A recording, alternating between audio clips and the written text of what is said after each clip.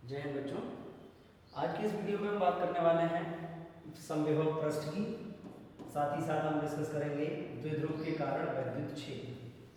द्विध्रुव के कारण जो हमारा वैद्युत क्षेत्र होगा वो दो स्थितियों में होगा, एक अक्षीय स्थिति में और दूसरा निरक्षीय स्थिति में।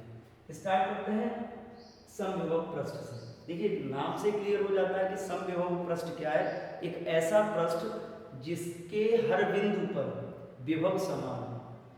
हमने अभी क्या पढ़ा था कि अगर हम किसी वैद्युत क्षेत्र में बात करें तो वैद्युत क्षेत्र में जैसे जैसे हम आवेश से दूर जाते हैं या गति करते हैं वैद्युत क्षेत्र में, तो सामान्यतः उसका जो विभव होता है वो परिवर्तित होता है और दूर जाने पर विभव कम होता है।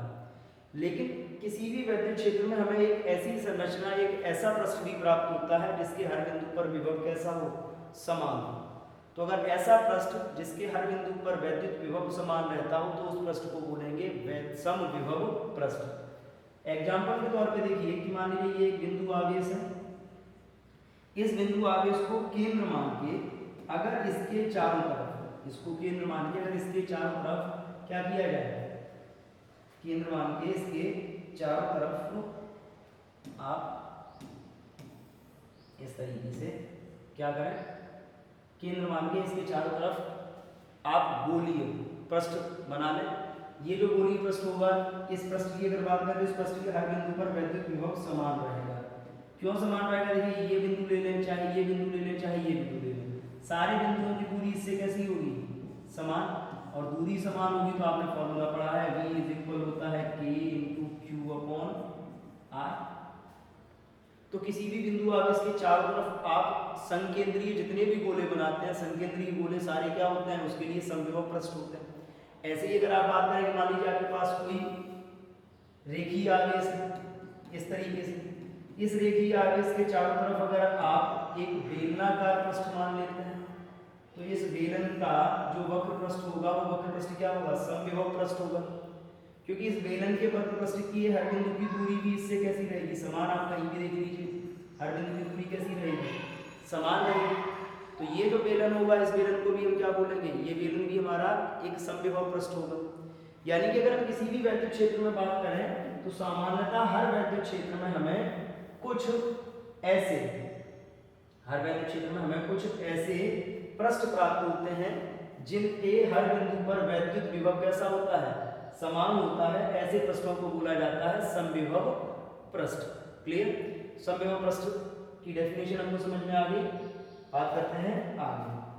अब समझिए, समविभव पृष्ठ मतलब एक ऐसा पृष्ठ जिसके हर बिंदु पर वैद्युत विभव समान हो। इसकी कुछ विशेषताएं या कुछ गुण भी होते हैं, कुछ गुण भी हैं। समविभव पृष्ठ के कुछ गुण हैं जिनके बारे में हमें बात करनी है। कौन कौन से गुण हैं समझते हैं। नंबर 1, जो समविभव पृष्ठ होता है वो वैद्युत क्षेत्र के हमेशा लंबवत होता है, या यूं कहें कि वैद्युत क्षेत्र की दिशा या वैद्युत क्षेत्र समविभव पृष्ठ के सदैव लंबवत होता है। क्लियर? नंबर 2, दो बिंदुओं के पृष्ठ के दो बिंदुओं के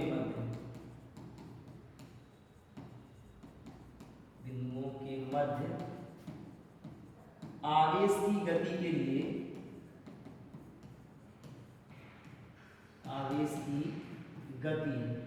के लिए कार्य नहीं करना पड़ता।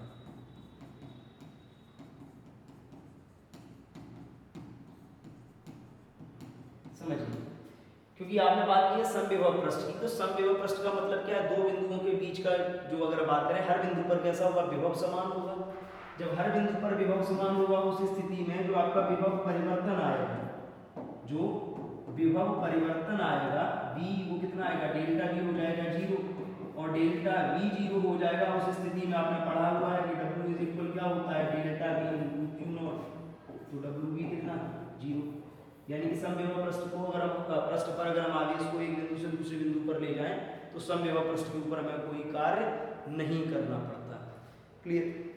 तीसरा गुण समविभव पृष्ठ का ये होता है कि जिस स्थान पर समविभव पृष्ठ पास पास होते हैं वहां वैद्युत क्षेत्र प्रबल होता है, तीव्रता अधिक होती है, तथा जहां पर समविभव पृष्ठ एक दूसरे से दूर दूर होते हैं वहां तीव्रता कम होती है। क्लियर। चौथे गुण की अगर हम बात करें तो चौथा और सबसे इंपॉर्टेंट गुण ये होता है कि दो समविभव पृष्ठ भी कभी भी एक दूसरे को प्रतिच्छेदित नहीं करते। फिर से समझ लीजिए इनके गुणों के बारे में। पहला कि वैद्युत क्षेत्र की दिशा सदैव समविभव पृष्ठ के लंबवत होती है। दूसरा, समविभव पृष्ठ के ऊपर आवेश को गति कराने के लिए कोई कार्य नहीं करना पड़ता। तीसरा, जिस स्थान पर समविभव पृष्ठ पास पास होते हैं वहां क्षेत्र प्रबल तथा जहां दूर दूर होते हैं वहां क्षेत्र दुर्बल होता है।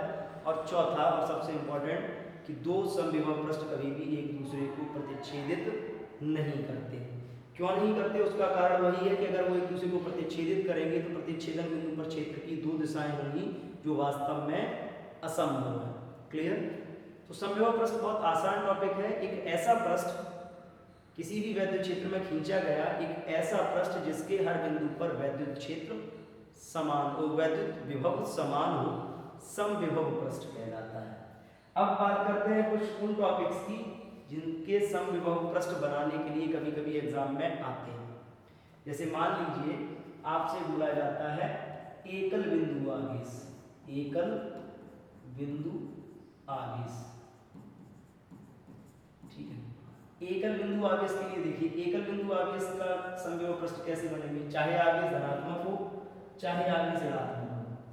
ये Q हो गया, इसको केंद्र मान के इसके चारों तरफ जितने भी संकेंद्रीय गोले खींचे जाएंगे वो सारे संकेंद्रीय गोले क्या होंगे? बिंदु आवेश के लिए समविभव पृष्ठ का कार्य करेंगे। ठीक। अगर हम बात करें दो समान आवेश, अब देखिए दो समान आवेशों के लिए अगर आप बात करते हो तो दो समान आवेशों के लिए जो आपका आएगा समविभव पृष्ठ कैसा आएगा? ये मान लीजिए +Q, ये मान लीजिए आपका -V।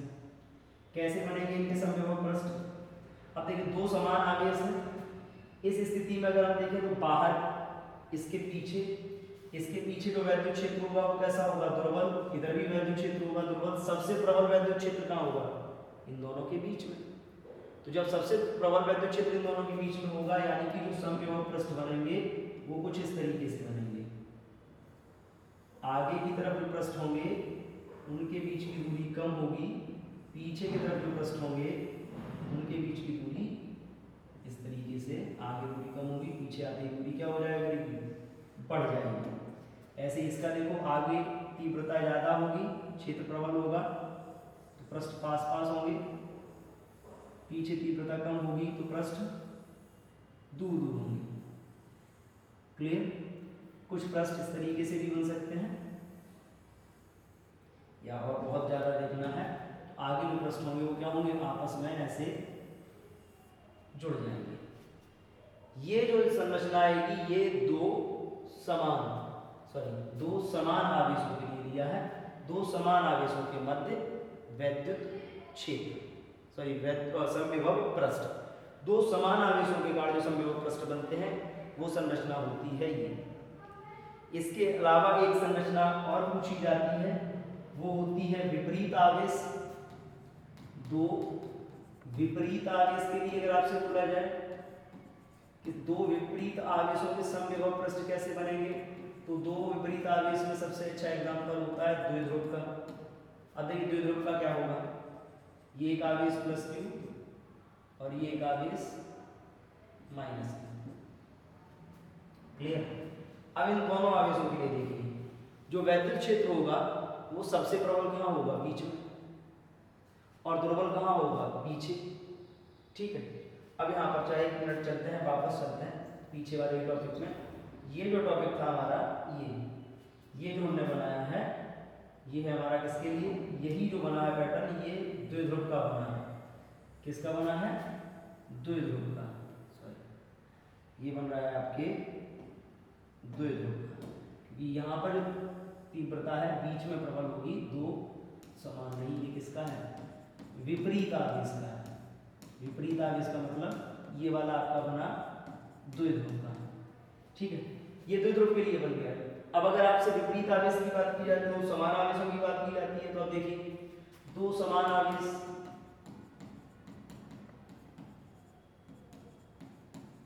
समान आवेशों के बीच में क्या होता है, प्रतिकर्षण। ये भी प्लस क्यू, ये भी मान लीजिए प्लस क्यू। तो इनके बीच का जो स्थान होगा यहाँ वैद्युत क्षेत्र सबसे दुर्बल होगा प्रतिकर्षण के कारण। ये भी विपरीत दिशाओं में वैद्युत क्षेत्र लगाएंगे तो सबसे कम होगा, पीछे की तरफ प्रबल होगा। तो इसमें क्या बनेंगे, गोल इस टाइप के बनेंगे, अंदर की तरफ गोलों की दूरी ज्यादा होगी।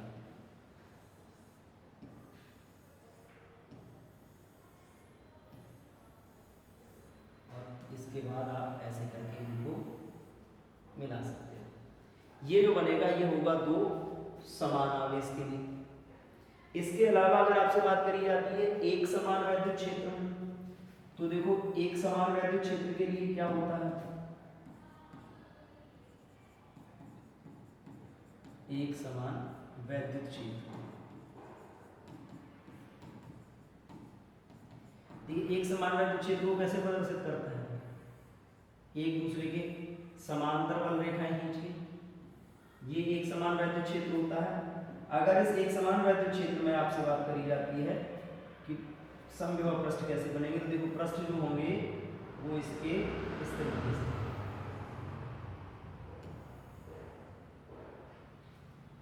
जो आपका वैद्युत क्षेत्र है वैद्युत क्षेत्र के लंबवत एक दूसरे के समांतर जितने भी पृष्ठ बनेंगे ये सारे के सारे पृष्ठ कौन से होंगे, समविभव पृष्ठ। ये एक समान वैद्युत क्षेत्र का है। ठीक है, तो ये अलग अलग परिस्थितियों में समविभव पृष्ठ की डिजाइन है कि अलग अलग तरीके के आवेश निकायों के लिए हम कैसे समविभव पृष्ठ बना सकते हैं। इसके बाद अगर बात करें तो अगला टॉपिक आता है हमारा द्विध्रुव की अक्षीय स्थिति में वैद्युत विभव। अब देखिए द्विध्रुव क्या है, सिंपल सी बात आपको मालूम है कि द्विध्रुव होता है दो बराबर और विपरीत आवेशों का एक निकाय, ये माइनस क्यू ये प्लस क्यू, इन दोनों के बीच की दूरी 2a। अगर ये एक दूसरे से एक अल्प दूरी 2a पर रखे हैं तो ये निकाय हो गया द्विध्रुव। अक्षीय स्थिति क्या होती है कि माइनस से प्लस की तरफ जब हम इसको ज्वाइन करते हैं तो इसी लाइन को अगर हम आगे बढ़ाते जाएं तो इस लाइन को बोला जाता है अक्षीय रेखा। हमें इसी रेखा के किसी बिंदु पर वैद्युत विभव ज्ञात करना है। मान लीजिए ये बिंदु P है जिसकी दूरी इस द्विध्रुव के मध्य बिंदु से x है। इस बिंदु पर हमको वैद्युत विभव ज्ञात करना है। तो अब यहाँ पर देखो बिंदु P पर अगर विभव की बात करें तो आपको मालूम है कि बिंदु P पर कितने विभव होंगे, प्लस क्यू का विभव। एक तो प्लस क्यू के कारण होगा, इसको मान लो B1, और दूसरा बिंदु P पर माइनस क्यू का विभव कितना होगा, इसका मान लीजिए B2। दो विभव बन रहे हैं। क्या फॉर्मूला आपने पढ़ा है विभव का, V इज इक्वल होता है K into Q upon R. K into Q upon R, आवेश आपके पास है, R मतलब दूरियां आपको चाहिए। तो अगर आपको दूरियां चाहिए तो देखिए दूरियां प्लस क्यू की दूरी कितनी होगी, यहाँ से यहाँ तक x, ये a है। a अगर ये कम हो जाएगा इसमें से इतना तो ये क्या बचेगा, x माइनस a। ऐसे ही यहाँ से यहाँ तक क्या है x, इधर a जुड़ जाएगा इसमें आधा, तो ये दूरी कितनी हो जाएगी x प्लस a। क्लियर। तो इस स्थिति में देखें तो B1 क्या होगा, k इंटू प्लस क्यू है तो q upon x minus a, और इसका k इंटू इसका है minus Q upon x plus a। अब देखो बिंदु P पर विभव की बात करी है, दो विभव है वहां पर। अगर हम इनका परिणामी विभव निकालें तो क्या आएगा, परिणामी विभव। बेटा देखो परिणामी विभव के लिए आपको मालूम है कि जो V होता है वो इक्वल होता है V1 प्लस V2 के। V1 प्लस V2, अब यहाँ पर देखो K Q upon x minus a, ये माइनस पहले आ जाएगा या पहले लिख लेते हैं इसको, K into minus Q upon x plus a। अब जरा देखिए इसको अगर सॉल्व करें तो k इंटू क्यू कॉमन आ रहा है, तो v is equal k into Q common आ गया, ब्रैकेट में क्या बचा 1 upon X minus A minus 1 upon X plus A, इसमें 1 अपॉन एक्स माइनस ए, इसमें minus 1 upon X plus A. करिए एलसीएम लेके सॉल्व करिए, क्या आएगा x minus A into X plus A, LCM हो गया X square minus A square, x plus ए इधर आएगा और माइनस का ये x माइनस ए जाएगा तो ये माइनस का x माइनस इंटू माइनस हो गया प्लस का a, क्या क्या कैंसिल है, x से x कैंसिल है, क्या बचा b is equal k into Q into a plus a हो गया 2a upon X square minus A square. ठीक, अब देखिए q इंटू 2a होता है p, क्या होता है p, तो ये हो गया आपका v is equal k into p upon X square minus A square. लेकिन स्थिति वही है कि अगर हम ये मान लें, क्या मान लें, यदि ये मान लिया जाए कि द्विध्रुव की जो लंबाई है ए स्क्वायर वो क्या है एक्स स्क्वायर से बहुत कम है, तब क्या होगा, वैसे तो फॉर्मूला ये आ गया, अगर एक्स स्क्वायर ए स्क्वायर की तुलना में बहुत छोटा होगा तो ये जो आपका आएगा मान, इसका मान क्या होगा, तब जो आपका v होगा वो किसके इक्वल होगा k into P upon X square, क्योंकि ए स्क्वायर बहुत छोटा था तो बहुत छोटा होने के कारण हम क्या करते हैं ए स्क्वायर को छोड़ देते हैं, और जैसे ही हम ए स्क्वायर को छोड़ेंगे तो फॉर्मूला बन जाएगा v is equal k into P upon X square. Clear, simple, दोनों बिंदु P पर दोनों आवेशों के कारण अलग अलग विभव हम निकाल लेंगे और दोनों ही विभव का हम क्या करेंगे टोटल कर लेंगे, जो टोटल आएगा वही होगा हमारा द्विध्रुव के कारण विभव। क्लियर है, आगे बात करते हैं। अगला टॉपिक आता है द्विध्रुव की निरक्षीय स्थिति में वैद्युत विभव। तो अब देखिए निरक्षीय स्थिति में अगर बात करें, मान लीजिए आपके पास दो आवेश हैं, एक द्विध्रुव बना रहा है ये माइनस क्यू और दूसरा ये प्लस क्यू, और दोनों के बीच की जो दूरी है कितनी है 2a, ये दोनों एक द्विध्रुव की रचना करते हैं। अगर हम निरक्षीय स्थिति की बात करें तो निरक्षीय स्थिति होती है द्विध्रुव की को मिलाने वाली रेखा के मध्य बिंदु के लंबवत, मध्य बिंदु के लंबवत मिलाने वाली रेखा ये है, इसके लंबवत जो जाएगा यहाँ पर कोई एक बिंदु P मान लीजिए, ये बिंदु P आपका निरक्षीय स्थिति को प्रदर्शित करेगा। इस बिंदु P पर हमको विभव निकालना है। अब देखिए अगर P पर आपको विभव निकालना है तो इसके लिए ये दूरी आपको चाहिए और आपको ये दूरी भी चाहिए, ये मान लीजिए x है तो ये दूरी कितनी होगी, ये 2a, इधर का a, इधर का भी a, तो ये कर्ण बराबर क्या होगा अंडर रूट लंब स्क्वायर प्लस आधार स्क्वायर, ये भी होगा अंडर रूट लंब स्क्वायर प्लस आधार स्क्वायर, दूरियां आ गई दोनों। तो अगर हम बिंदु P पर बात करें तो कितने विभव होंगे, बिंदु P पर विभव, ठीक, बिंदु P पर बेटा दो विभव होंगे, एक प्लस q के कारण कितना होगा v1 is equal k into Q upon under root X square plus A square, दूसरा किसके कारण होगा माइनस क्यू के कारण। अब देखिए माइनस क्यू के कारण कितना होगा v2 is equal k minus Q upon under root X square plus A square, दोनों अलग अलग विभव निकला है, जैसे हमने पिछले में किया था वैसे ही हम इसमें भी कर रहे हैं। फॉर्मूला होता है v is equal k into आवेश अपॉन दूरी, आवेश q है, दूरी जो निकल के आई है हमने वो रखी। अगर हम इसका परिणामी विभव निकालें, क्या परिणामी विभव, तो बेटा देखो परिणामी विभव v इज इक्वल होता है v1 प्लस v2, यानी कि v is equal k q upon under root X square plus A square plus k into minus Q upon √x² + a²। अब देखिए ये प्लस का वो माइनस का दोनों बराबर है, कट जाएंगे तो ये कितना आएगा v = 0। यानी कि द्विध्रुव की निरक्षीय स्थिति में वैद्युत विभव सदैव शून्य होता है, ये बात याद रखिए। तो अगर कभी भी आपको वैद्युत द्विध्रुव मिलता है तो द्विध्रुव की निरक्षीय स्थिति में जब भी विभव प्राप्त करने को आपको बोला जाए तो ये चीज याद रखनी है कि निरक्षीय स्थिति में वैद्युत विभव हमेशा शून्य होगा, हमेशा शून्य होगा। यानी कि जो आपका निरक्षीय स्थिति में जो आपका तल बनेगा, निरक्षीय स्थिति में जितने भी तल बनेंगे उस तल के किसी भी बिंदु पर वैद्युत विभव सदैव शून्य रहेगा। क्लियर? इसके बाद अगर हम बात करें तो इसमें एक छोटा सा और हम कर सकते हैं। अगर हमको इसके लिए एक फॉर्मूला चाहिए जो हर स्थिति में काम कर सके, किसी भी स्थिति में, किसी भी स्थिति में अगर आपको वैद्युत विभव निकालना है द्विध्रुव का, तो उसके लिए एक बहुत आसान सा फॉर्मूला होता है V = K × P cos θ / x²।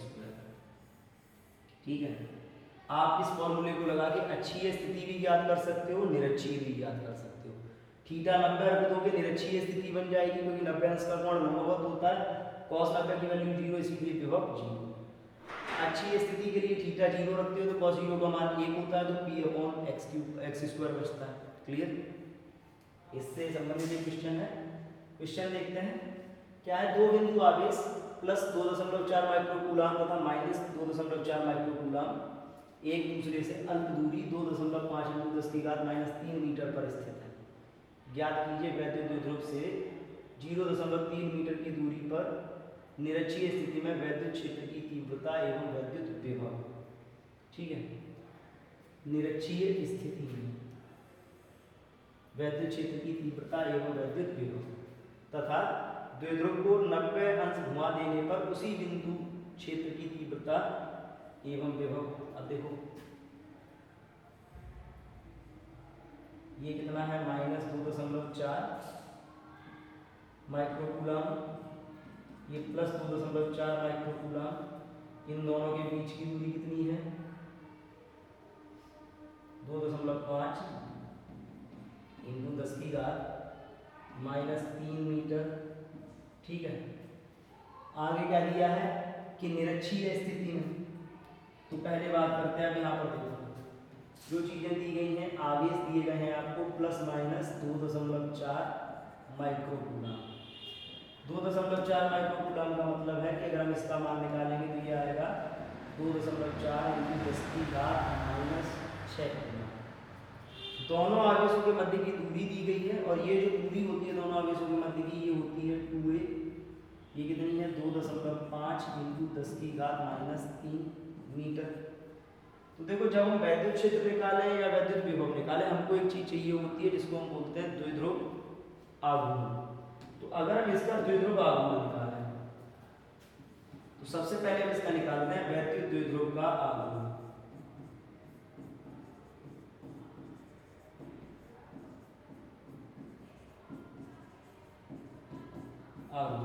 क्या फॉर्मूला होता है, P = Q × 2a। Q कितना, 2.4 × 2.5 माइक्रोकूलम था, तो 2.4 इंटू क्या लिख सकते हैं, इंटू 10⁻⁶ इंटू 2.5 इंटू 10⁻³ अब देखिए 2.5 इंटू 2.4 का गुणा करोगे तो ये आएगा 6.00। ठीक है, इंटू 10⁻⁹ न्यूटन अपॉन कूलम, तो न्यूटन इंटू मीटर, या कूलम इंटू मीटर आएगा, सॉरी कूलम इंटू मीटर। ये क्या आ गया, P।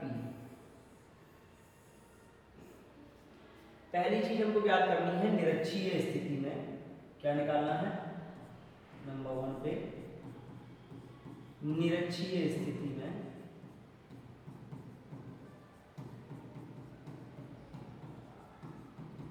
देखो V कितना होगा, 0।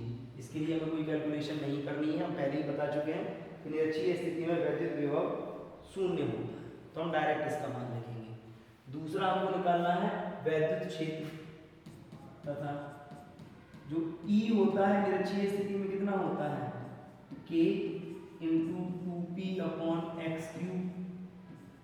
E K का मान होता है 9 इंटू 10 की घात 9 इंटू 2, P आया है 6 इंटू 10 की घात -9 अपॉन x यानी कि दूरी, कितनी दूरी दी गई है 0.3 मीटर, तो 0.3 होल स्क्वायर, देखो 10 की घात -9 से प्लस का 9 कैंसिल, ये कैंसिल होगा तो ये कितना आएगा E is equal 9 into 12 upon 0.3 का स्क्वायर होगा 0.09, 0.09 से 9 कैंसिल करोगे तो ये आएगा आपका 100, यानी कि E कितना आया आपका, E आया आपका 1200 न्यूटन प्रति कूलम। ये आ गया आपका पहला आंसर। क्लियर? अब बात करते हैं आगे। दूसरा दिया है कि अगर द्विध्रुव को 90 अंश घुमा दें, अभी आप इस स्थिति की बात कर रहे थे, द्विध्रुव को 90 अंश घुमाओगे तो द्विध्रुव को 90 अंश घुमाने में यही जो स्थिति आपकी निरक्षीय वाली थी, ये किस में बदल जाएगी, यही स्थिति आपकी निरक्षीय से अक्षीय में बदल जाएगी। तो हम उसी की बात करते हैं।